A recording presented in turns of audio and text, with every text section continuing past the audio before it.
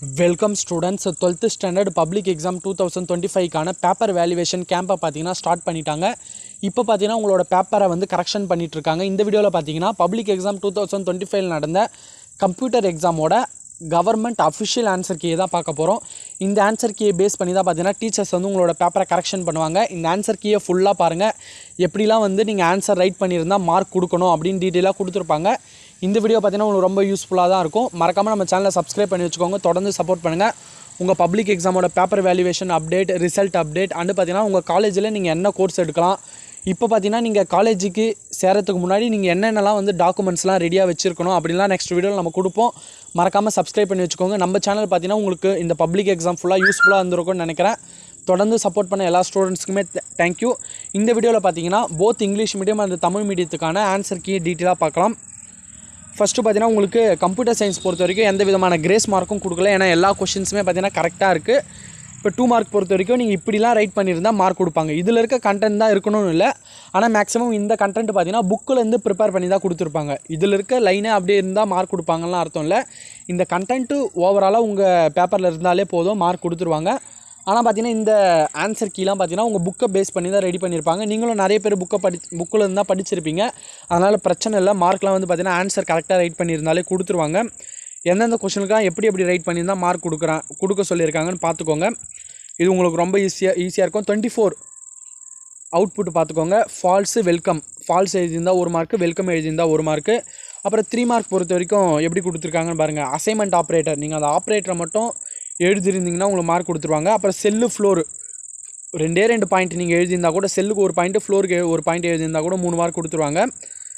அதுக்கப்புறம் பார்த்தீங்கன்னா உங்களுக்கு 33 அவுட்புட், ப்ரோக்ராமோடைய அவுட்புட் பார்த்தீங்கன்னா ஜஸ்ட்டு சிம்பிளான நீங்கள் அவுட்புட்லாம் கரெக்டாக எழுதினீங்கன்னா அவுட்புட்டுக்கெலாம் மார்க் குறைக்கவே மாட்டாங்க.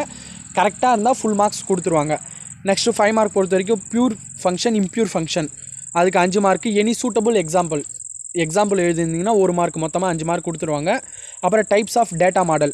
அப்போ டேட்டா மாடலோட டைப்ஸ் மட்டும் எனக்கு எக்ஸ்பிளைன் பண்ண தெரியல, டைப்ஸ் மட்டும் நீங்கள் எழுதியிருந்தாலே உங்களுக்கு 2 மார்க் கொடுக்க சொல்லியிருக்காங்க.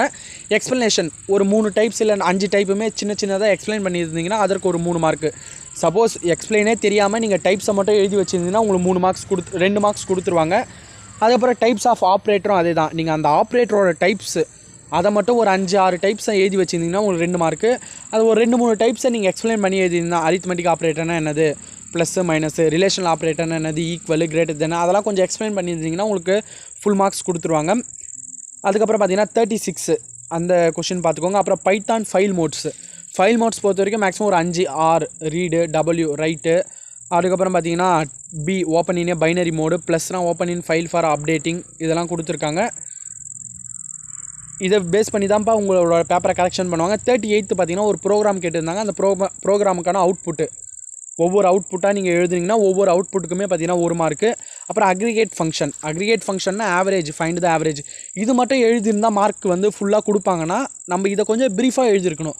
அவங்களோட ஆன்சர் கீழே பார்த்தீங்கன்னா ஆவரேஜ்னு ஒன்று இருந்து அதை ஃபைண்ட் த ஆவரேஜ் அப்படின்னு எழுதியிருந்தாலே மார்க் கொடுத்துருவாங்க. நீங்கள் இன்னொரு எக்ஸாம்பிள்லாம் நீங்கள் அதுக்கு ப்ரெசென்ட் பண்ணியிருந்தீங்கன்னா உங்களுக்கு ஃபுல் மார்க்ஸ் கொடுக்க நிறைய வாய்ப்பு இருக்குது. இப்போ இது வந்து பார்த்தீங்கன்னா பேசிக்காக இந்த கான்செப்ட் இருந்தாலே உங்களுக்கு மார்க் கொடுக்க சொல்லிட்டாங்க. மேக்ஸிமம் இது இருந்தாலே பார்த்தீங்கன்னா ஓரளவு 4 மார்க்ஸ் ஆச்சு கொடுத்துருவாங்க. நீங்கள் எக்ஸாம்பிளோடு எழுதியிருந்தீங்கன்னா உங்களுக்கு சென்டம் வரக்கூட வாய்ப்பு இருக்குது. அதனால் ஓகே ஸ்டூடெண்ட்ஸ், கவலைப்படாமல் இருங்க, உங்களுக்கு நல்ல ரிசல்ட்டே கிடைக்கும். நெக்ஸ்ட் வீடியோவில் பார்த்தீங்கன்னா ஃபிசிக்ஸ், கெமிஸ்ட்ரி, பயாலஜி அந்த சப்ஜெக்ட்டுக்கான ஆன்சர் கீழே உங்களுக்கு கொடுத்துட்றேன். மறக்காமல் சப்ஸ்கிரைப் பண்ணி வச்சுக்கோங்க. தேங்க்யூ. இந்த வீடியோக்கான பிடிஎஃப் லிங்க் பார்த்தீங்கன்னா டிஸ்கிரிப்ஷனில் கொடுத்துருக்கேன். Both English medium and Tamil medium download பண்ணி ஒவ்வொரு கொஷனுக்கும் எப்படி கொடுத்துருக்காங்கன்னு பாருங்கள். Okay students, thank you.